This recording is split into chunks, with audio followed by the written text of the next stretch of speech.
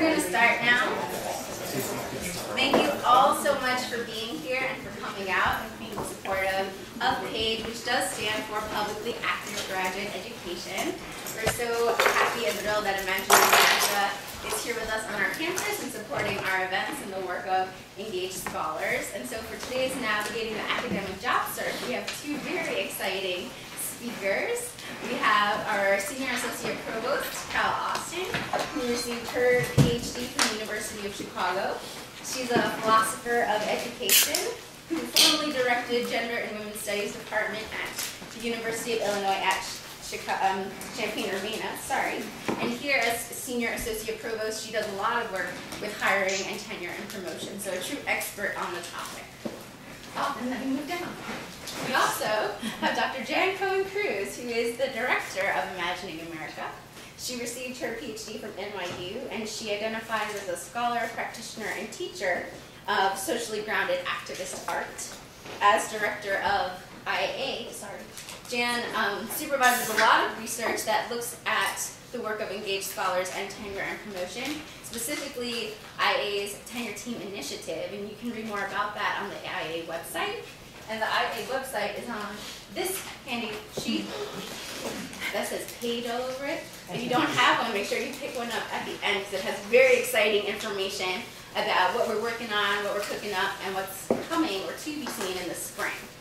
And so without further ado, I'm going to turn it over to both of you, if that's okay. That's fine. And Cal, you prefer I begin? Okay, thank you. Wendy, thank you. And thank you for what a great job you're doing of organizing so many activities for publicly active graduate students in Central New York. Thank you. I just have to make one correction in your kind introduction. I don't supervise the work, this research work. I have the pleasure of working with really good scholars who are doing the work and often teaching me a lot along the way. So I'd love to take the credit for everything they do, but I wouldn't really want to take it because I'm big into collaboration. It's one of the reasons I'm in an organization like Imagining America. So I just want to begin by handing you these two definitions of public scholarship, since it's in the context of public scholarship. So we're talking about jobs today. Thanks. So I don't think there's enough for everyone to take one, but it's nice. You'll get to know your neighbor, make sure people in the second row get some. And actually, would you pass one over here just because he doesn't have a neighbor? Absolutely. I realize I better hold on to one and Cal can look too. And I'll tell you, as you start to look at definitions, you might know this already, but it's often harder to write a few words than to write many words. And so this top definition is from that report by Julie Ellison and Tim Eatman, the Tenure Team Initiative report, Scholarship in Public.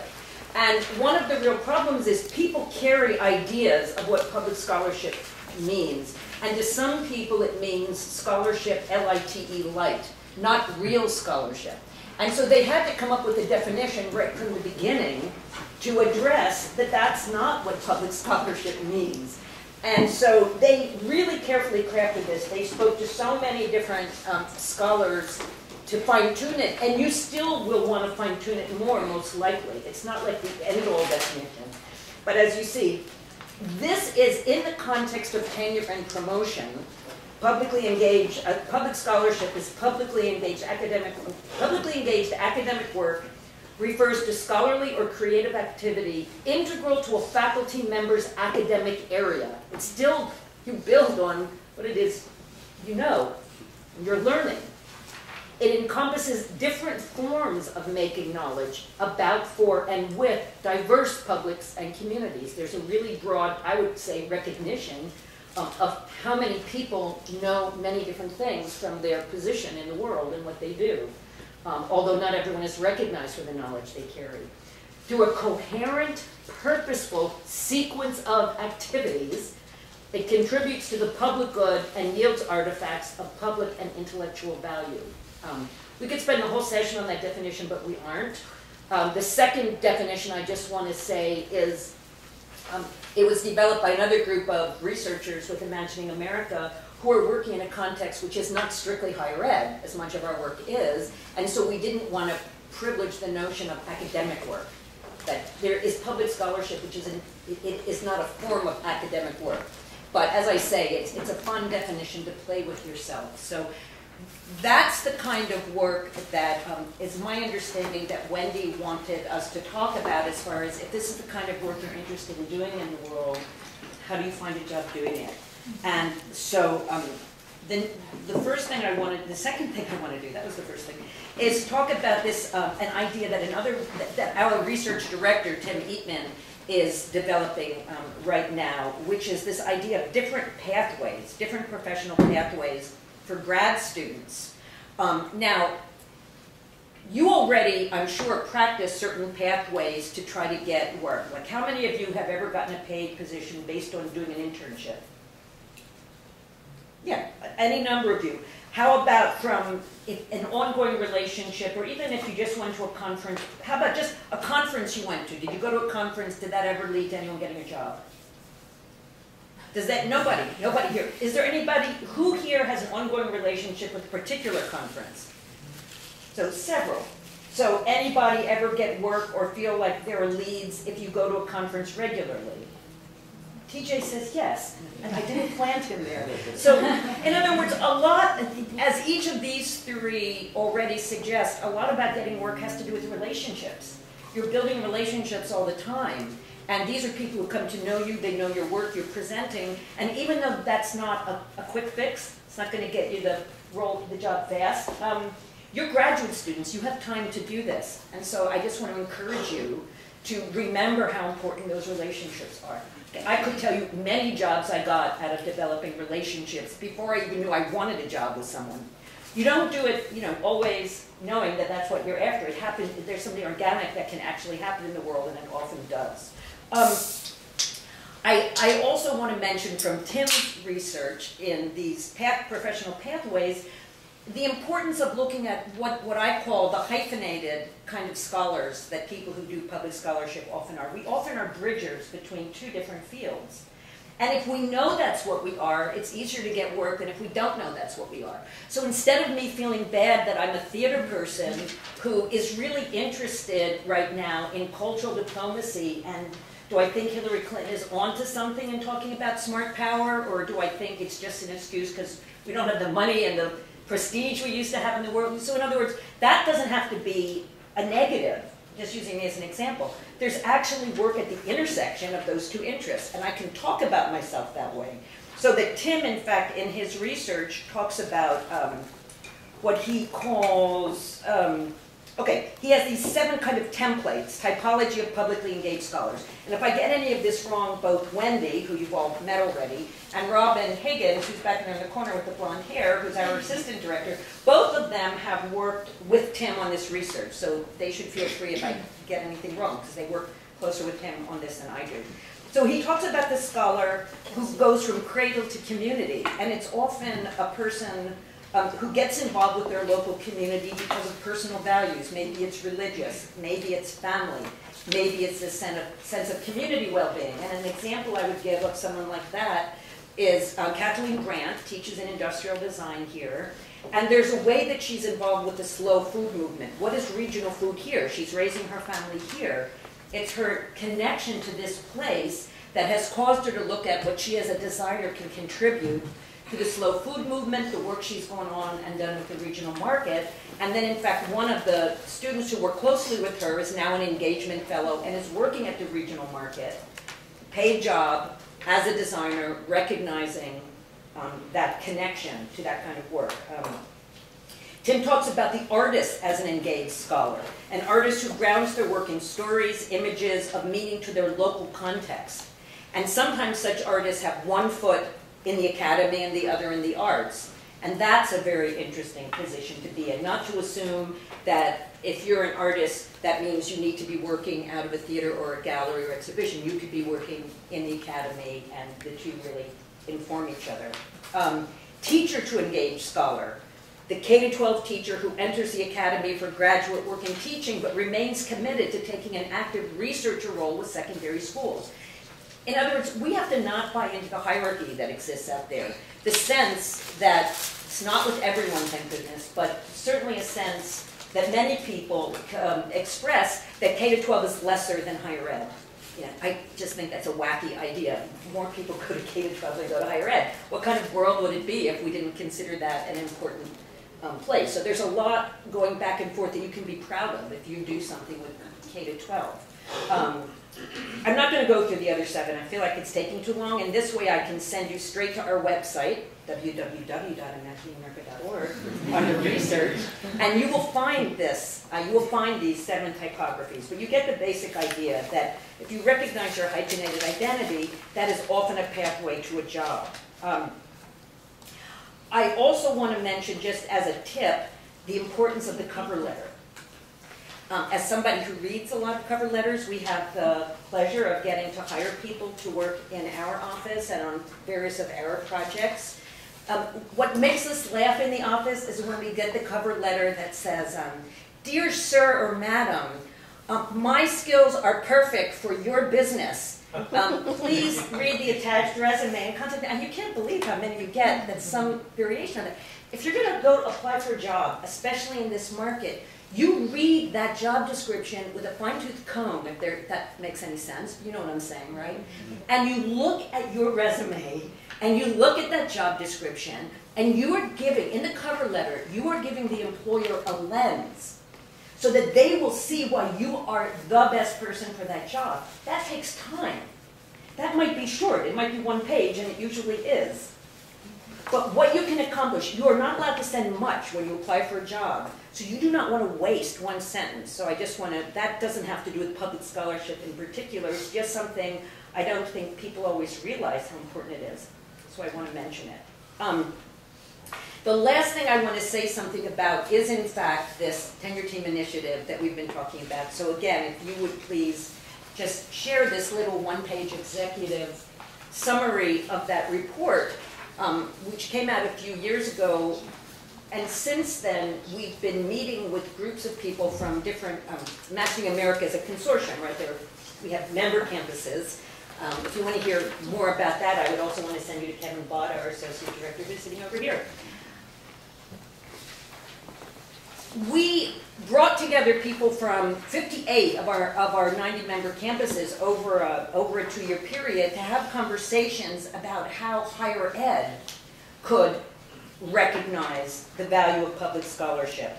Sometimes people think public scholarship is the same as service, that it's not real scholarship, as I was saying earlier. And so to have language that helps communicate the significance of public scholarship, and to have different strategies, different schools will use different strategies. There are different opportunities at different kinds of schools. But that work is part of the work that either will or won't make a particular college or university a welcoming place to which you might apply as a public scholar for a position. And the only thing I want to point out in this 1-pager is on the front page at the very bottom, I just want to point out these 4 continua that Eatman and Ellison tease out. They say that in order to further public scholarship and make the world safe for public scholarship, make opportunities for the kind of work that we probably all believe in to some degree or another, wouldn't be sitting in this room. These are 4 kind of continua that we have to look at. One is a continuum of scholarship gives public engagement full and equal standing. So that first of all, you have a broad idea of what might be included in what we call scholarship. Then you still have the issue of how do you evaluate it? How do you know if it's good? But not all traditional scholarship is good either, yet people recognize a kind of scholarship that's based on spending many hours in libraries and reading many books and writing a book that certain people would publish. You recognize that as a form of scholarship. Doesn't mean it's good. Same with public scholarship. We need to recognize what does it look like in the world and then evaluate it. The second continuum, a continuum of scholarly and creative artifacts, includes those produced about, for, and with specific publics and communities. This is a really big issue. You know, again, there it is in 1 sentence, but basically what it means is the single journal article, peer-reviewed, only certain journals being really recognized based on your discipline, or the single-authored book, only certain publishers being recognized in certain disciplines, that we are among many people across the country. This is a national movement with many other organizations working on it. We recognize that scholarship takes other forms. It is not all a journal article or a book. It is not all individually authored. And in fact, once you're talking about public scholarship and you're interested in the knowledge that comes from different sources, even the language, especially the language that you write in, the images you use, if we consider art making a form of furthering knowledge and understanding, the artwork could be an installation or a film or a piece of theater and ought to be evaluated as a kind of scholarship, a way of knowing in the world. Now, some schools, these things are recognized, or some departments in some schools, but it's not always true. So I want you to know that these are issues in the world when you get out there, because not so that you don't do it. I mean, my feeling is you have to do what moves you, what motivates you, what makes sense in a world that's really having problems. And you do take a bit of a risk, but you're taking a bit of a risk to go into higher ed or to look for a job in any field. So at least you ought to do what you really care about. I really do believe the degree to which it's a language project. It's a way you learn to talk about your work, but you have to do that work. You can't assume someone's going to recognize some of what your artifacts are, if you're public scholars, that they will recognize it as scholarship. And so that's why I want to just sort of point out to you, find a way to talk about it so that it will be recognized. How did that generate knowledge, further knowledge? Who helped create the knowledge, which made it a really exciting project? And then the last thing I want to say is, I have two last things to say. Number 3 is a continuum of professional choices for faculty enables them to map pathways to public creative and scholarly work. So not to assume that the trajectory of the career is, you try to get some adjuncting work, or you're teaching assistant first, then you try to break in as an adjunct, then you try to get a tenure track, then you try to get tenure, then you try to make the full career. I mean, that's one trajectory, but it's less and less. There are fewer and fewer opportunities for that direction. You very well may be reading that there are fewer, percentage-wise, how many positions are tenured positions in higher ed now is always on the, it's a smaller number all the time. But anyway, there's totally interesting work in many kinds of public venues where you can really contribute a lot and further knowledge. So it's important that you're looking further than higher ed, and that you don't buy into this idea that that's the only thing that would define success. It's really important that you think about how you define success, how you want to contribute, and who you want to spend your time with. Because that's what jobs end up being about to some degree. It's well worth thinking about. And then finally, the last point on this page, a continuum of actions aimed at creating a more flexible framework for valuing and evaluating academic public engagement. And just to mention, what does that mean? Just to tell you one of the things that means. There's, again, each of these can be teased out. But one thing that brings to mind is the notion of peer review. Who are one's peers? I worked on a piece with some law professors here at SU. We identified some of the groups in Syracuse that were at risk for certain legal infractions, and that there was a kind of community legal education that could actually get people to say, oh, I didn't know that, so if I do this, that actually might protect me from these possible legal entanglements. Now, the law school they didn't think that they had a very good way to communicate the lessons that they know because they study law, so they collaborated with a group of theater students. Who could evaluate that? First of all, in terms of legal education for the community, it would be people from the community who one would have to find some kind of evaluation to find out what did they do differently, what did they understand. You couldn't just have other law professors evaluate it. Some law professors do community education, some don't. So who is it that would really know if the initiative worked? It really varies based on what it is you've tried to do. And yet that's a very contested subject in higher ed, because one's peers are assumed to be in the most conservative frame. This isn't always true, but in the most conservative frame, your peers are meant to be people of your rank or higher. And that's the only people who, in the conservative frame, would be allowed to evaluate you. And that's problematic as far as recognizing the value for the people that you want to reach. So I really think the main thing I'm saying here is how much you need to make a case for what your work is. Understand what the norm is of higher ed, if that's what you're applying for, or the norm of another field, and how do you talk about your work in such a way that it's recognized that in how it would contribute to what it is that the position asks for. So I'm going to stop at that. Well, it's good that you said the last thing. I mean, I think that's where we definitely overlap. That it doesn't necessarily mean being here in graduate school doesn't necessarily mean that you've cut off all your other possibilities of life. And somebody was asking me the other day, tell me how you got to where you are, and I was like, it's all serendipity. I believe in serendipity. I was a theater undergraduate. I thought I was going to just go to law school. I had a completely different, I didn't spend a lot of time envisioning what I was going to do. I just figured, we'll roll with it. And then I did 2 years after my undergraduate degree in admissions at my alma mater. And then I slightly tweaked what I wanted to do. I said I did want to work with children in theater. But I didn't really find a program that did that, so I went to grad school at the University of Chicago, which is like the furthest thing from children and theater, really. But there were actually 2 people, one of whom ended up being my advisor, who had worked on a project on gifted and talented children. So that was sort of the draw. But they weren't doing that work anymore. When I got there, so it was kind of an interesting phenomenon, and ended up in the School of Ed, being steered. Everybody in the school was a sociologist of ed, and they all did organizational theory, and so I was like, what am I doing here? I had no idea. I felt like an alien.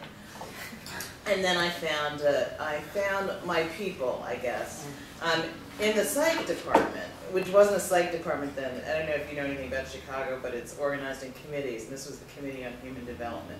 So it was actually people who were interested in becoming a person. And it was a massively interdisciplinary unit. It had psychologists, traditionally trained psychologists, but it had anthropologists and historians and all manner of folks, and that was a big education. I had said to Jan that I didn't really prepare remarks, but I had 3 stories, and the first one is from Chicago. Despite the fact that this was this interdisciplinary